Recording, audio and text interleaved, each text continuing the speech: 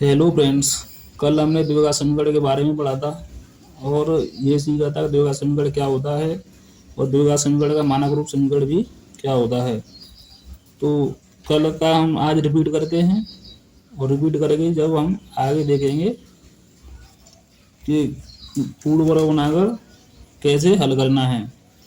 तो दोस्तों मैंने बताया था कि यहाँ पे द्विघात समीकरण का मानक रूप समीकरण ax² + bx + c = 0 होता है और यहाँ पे ए बी सी वास्तविक संख्याएं हैं और ए बराबर 0 नहीं होना चाहिए।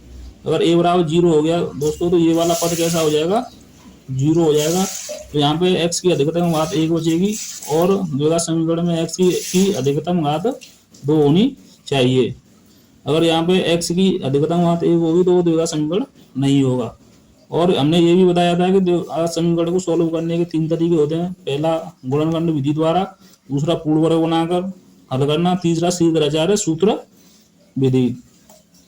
तो सबसे पहले हमने गुणनखंड विधि से सॉल्व करना सीखा था। हमने एक समीकरण लिखा था x² + 6x + 5 = 0। यहाँ पे हम क्या करते हैं, x² के गुणांक और अचर पद का मल्टीप्लाई करते हैं और जो मल्टीप्लाई आता है उसके हम फैक्टर करते हैं। हमने यहाँ पे 1 और 5 का मल्टीप्लाई किया और मल्टीप्लाई करने के बाद उसके फैक्टर किए। हमें गुणा करने पर तो 5 लाना है और जोड़ने पर 6 लेके आना है। तो ऐसे फैक्टर कौन से थे, एक था और एक 5 था। 1 और 5 का मल्टीप्लाई करेंगे तो 5 आएगा और 5 और 1 को जोड़ेंगे तो 6 आएगा। तो दोस्तों हमने x² + 1x + 5x + 5 = 0 लिख लिया। यहाँ से x कॉमन ले लिया और यहाँ लेने के बाद यहाँ पे x बचा, यहाँ पर 1 बचा। यहाँ से 5 कॉमन लेंगे तो यहाँ पे x बचेगा + 1 बचेगा बराबर इसके हो जाएगा 0 के। तो दोस्तों हमने क्या किया था, यहाँ पर दो ब्रैकेट से हम एक ब्रैकेट बाहर ले लेते हैं, x + 1 हमने बाहर ले लिया और दूसरे ब्रैकेट में जो बचता है हम उसको लिखते हैं। यहाँ पे क्या बचा था, x और +1 बचा था बराबर 0। यहाँ पे हम x की दो वैल्यू निकालेंगे, एक x + 1 बराबर 0 रखेंगे तो x बराबर -1 हुआ, दूसरा x + 5 बराबर 0 रखेंगे, यहाँ x बराबर -5 होगा। तो दोस्तों ये गुणनखंड विधि द्वारा सॉल्व करना बताया था। और दूसरा समीकरण था 8x² + 22x - 21 = 0। तो सबसे पहले हम क्या करते हैं, -21 और 8 का मल्टीप्लाई करेंगे तो क्या आया था, -168। अब -168 के ऐसे फैक्टर करने हैं कि हमें जोड़ने पर 22 आए और गुणा करने पर -168 आए। तो ऐसे फैक्टर क्या थे, एक प्लस के 28 था और दूसरा माइनस का 6 था।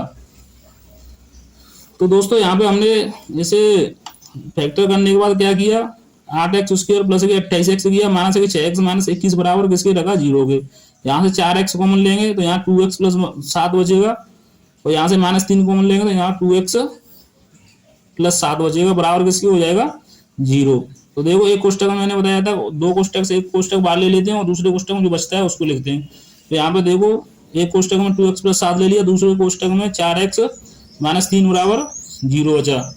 तो यहाँ पे x की हमें दो वैल्यू चाहिए, एक तो 2x + 7 बराबर 0 लिखा है तो 2x बराबर -7, x बराबर -7/2 हो जाएगा। दोस्तों यहाँ पे दूसरा 4x - 3 बराबर 0, तो 4x बराबर 3 लिखा, x बराबर 3/4 हो जाएगा। यहाँ पे x की दो वैल्यू हो गई, ये हो गया गुणनखंड विधि द्वारा सॉल्व करना। और साथ ही साथ हमने ये भी पढ़ा था कि द्विघात समीकरण को ट्रिक से कैसे सॉल्व करते हैं।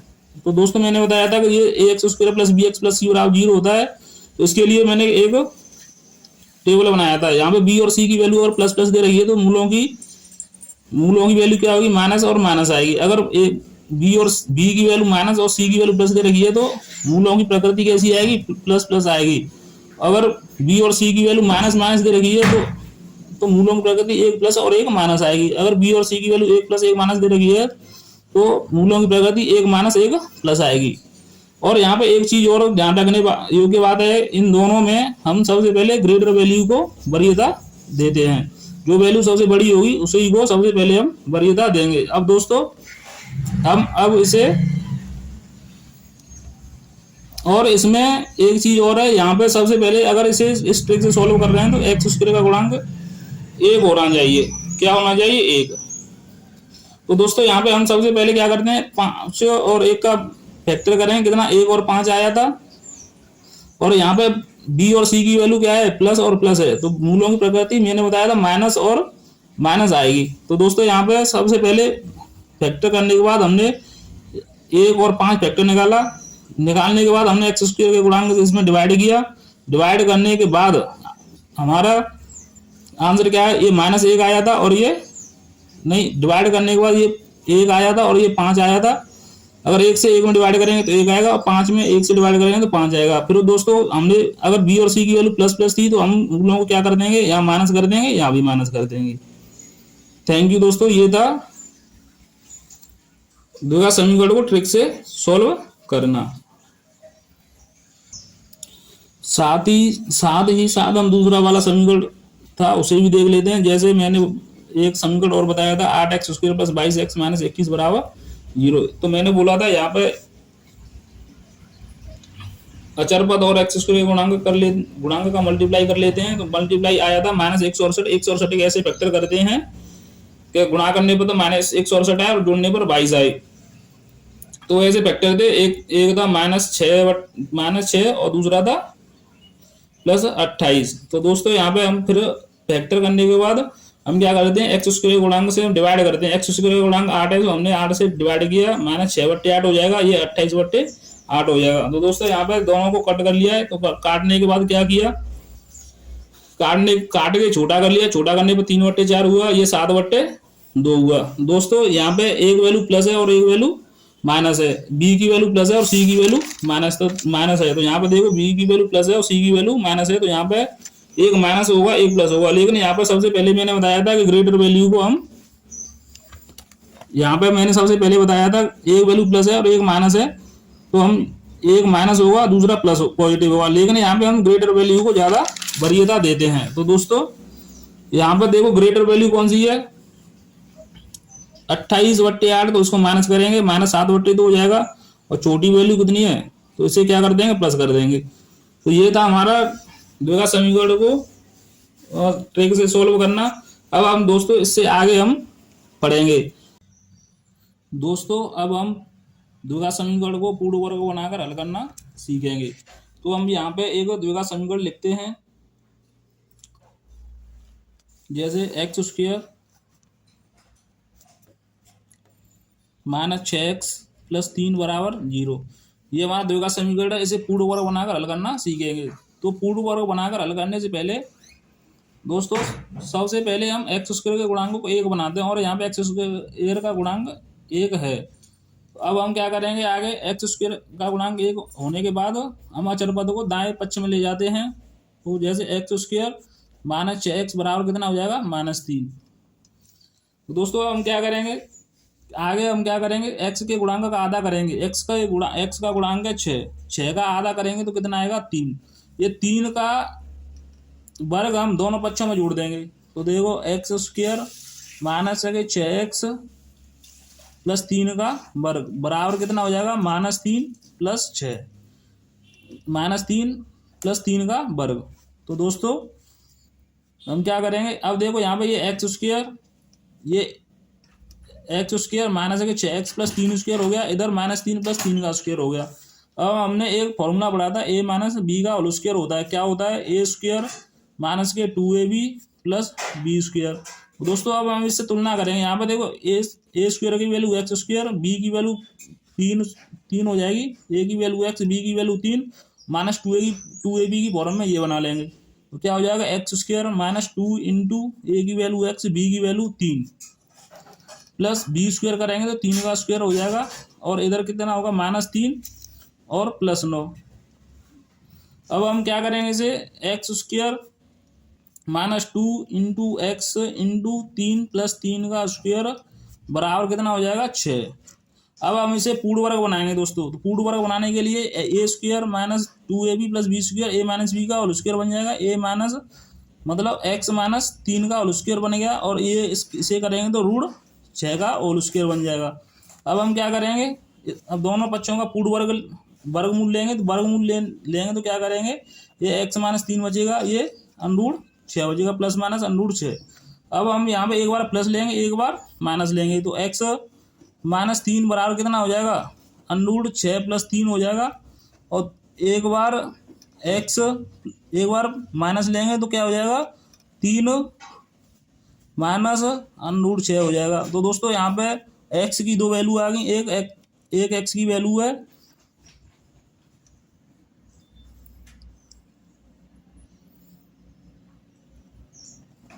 एक एक्स की वैल्यू है √6 + 3 और एक एक्स की वैल्यू है √3 - √6। तो दोस्तों यहाँ पे हमने द्विघात समीकरण को पूर्ण वर्ग बनाकर हल करना सीखा। और यहाँ पे दूसरा, अब आगे एक दूसरा उदाहरण और देखते हैं। उदाहरण लेते हैं 4x² - 3x - 1 = 0।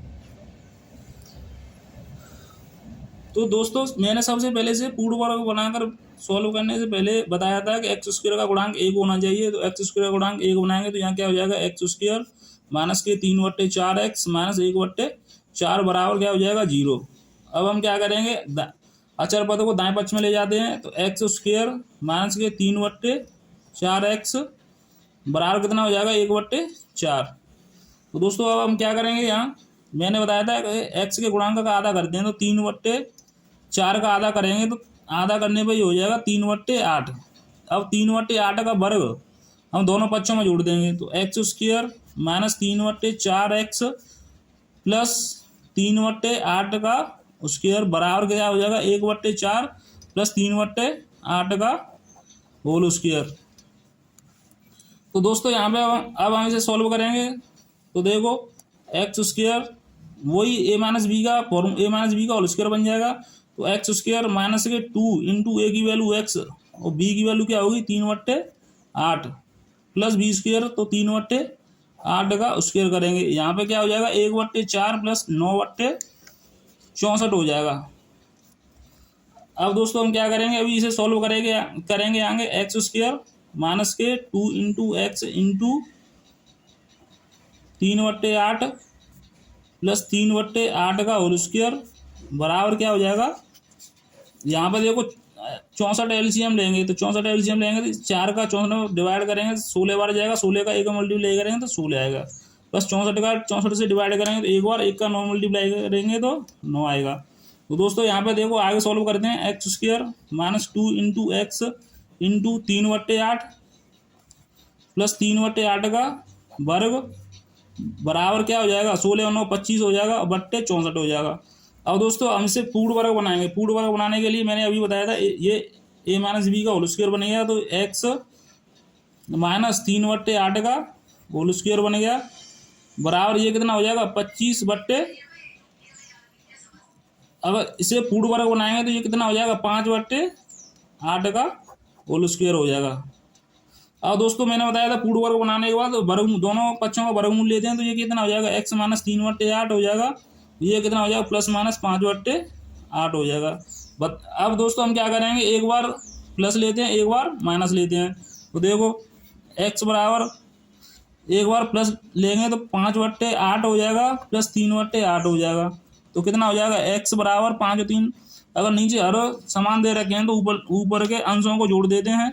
5 और 3 8 हो जाएगा। 8/8 करेंगे तो कितना आएगा, 1 आएगा। इसी तरह एक बार माइनस चिन्ह लेंगे तो क्या होगा, x बराबर माइनस के 5/8 माइनस के 3/8। तो दोस्तों x बराबर क्या आ जाएगा, माइनस के 8/8। तो x की वैल्यू कितनी आ जाएगी, -1।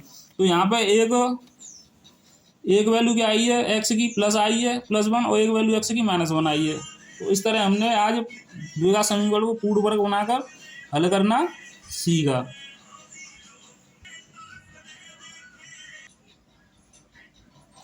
सॉरी फ्रेंड्स, यहाँ पे x बराबर -5/8 माइनस चिन्ह लिया तो -5/8। यहाँ पे देखो यहाँ पे -3/8 दे रखा है तो यहाँ पे प्लस 3/8 होगा। तो यहाँ पे कितना आ जाएगा, -2/8 होगा। तो वैल्यू आएगी -1/4।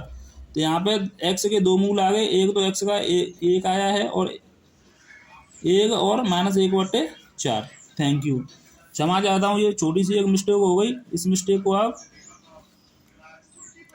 सही से देखें और अपने हिसाब से क्या होना चाहिए वो भी चेक करें। दोस्तों एक एग्जाम्पल और देखते हैं। एग्जाम्पल लेते हैं x² माइनस के 4x प्लस 1 बराबर 0। तो देखो सबसे पहले मैंने बताया था x² का गुणांक 1 होना चाहिए और यहाँ पे x² का गुणांक 1 ऑलरेडी है। अब हम क्या करेंगे, अचर पद को दाएं पक्ष ले जाएंगे तो एक्स स्क्वायर माइनस के 4x बराबर कितना हो जाएगा -1। अब हम क्या करेंगे, एक्स के गुणांक का आधा करेंगे तो एक्स का गुणांक 4 दे रखा है और इसका आधा करेंगे तो कितना आएगा 2। अब इस 2 का वर्ग हम दोनों पक्षों में जोड़ देंगे तो क्या हो जाएगा, एक्स स्क्वायर माइनस के 4x प्लस 2 का वर्ग बराबर क्या हो जाएगा -1 प्लस 2 का वर्ग। हमने दोनों पक्षों में जोड़ दिया। अब क्या करेंगे, हम इसे सॉल्व करेंगे। एक्स स्क्वायर माइनस के 4x प्लस 2 का वर्ग बराबर क्या हो जाएगा, -1 प्लस 4 होगा। तो दोस्तों अब हम क्या करेंगे, एक्स स्क्वायर माइनस के 4x प्लस 2 का वर्ग बराबर कितना हो जाएगा, 3 हो जाएगा, प्लस का 3। ठीक है। अब हम इसे एक माइनस और एक प्लस कैसे जोड़ते हैं वो देख लो चिन्हों को। अगर चिन्ह अपोजिट है, एक माइनस और एक प्लस है, तो हम बड़ी संख्या में छोटी संख्या घटा देते हैं और चिन्ह वो वाला लेते हैं जो बड़ी संख्या पे होता है। अब 4 में से 1 घटाएंगे 3 आएगा और चिन्ह बड़ी संख्या पे कौन सा है, प्लस का है, तो प्लस का चिन्ह लगाएंगे, +3 बचेगा यहाँ पे। अब यहाँ क्या करते हैं, इसे पूर्ण वर्ग बनाएंगे तो ये हो जाएगा एक्स स्क्वायर माइनस के 2 × 2a और b की वैल्यू 2 है प्लस 2 का वर्ग है बराबर इसे करेंगे तो कितना हो जाएगा, √3 का वर्ग बन जाएगा। तो फ्रेंड्स अब हम क्या करेंगे, ये x माइनस 2 का वर्ग बन गया, a square minus b square minus 2ab बराबर ये √3 का वर्ग बन गया। अब दोस्तों हम क्या करेंगे, अब वर्ग दोनों पक्षों का वर्गमूल लेंगे तो x माइनस 2 बचेगा और ये प्लस माइनस √3 बचेगा। एक बार हम प्लस की संख्या लेंगे, एक बार हम माइनस लेंगे। तो फ्रेंड्स एक बार पॉजिटिव लेंगे तो क्या होगा, x बराबर √3 प्लस 2 होगा। एक बार x बराबर 2 माइनस √3 होगा। यहाँ पर दोस्त हमने x की 2 वैल्यू निकाली, एक x बराबर √3 प्लस 2 है, एक x बराबर 2 माइनस √3 है। इस तरह आज हमने पूर्ण वर्ग बनाकर द्विघात समीकरण को हल करना सीखा। और लास्ट विधि बची है एक गुणन का श्रीधराचार्य सूत्र विधि द्वारा द्विघात समीकरण को हल करना। दोस्तों चैनल को लाइक और सब्सक्राइब करें और शेयर भी करें, और कोई कमी हो तो उस कमी के बारे में हमें कमेंट करें जिससे हम उस कमी पे काम करते रहें। थैंक यू दोस्तों।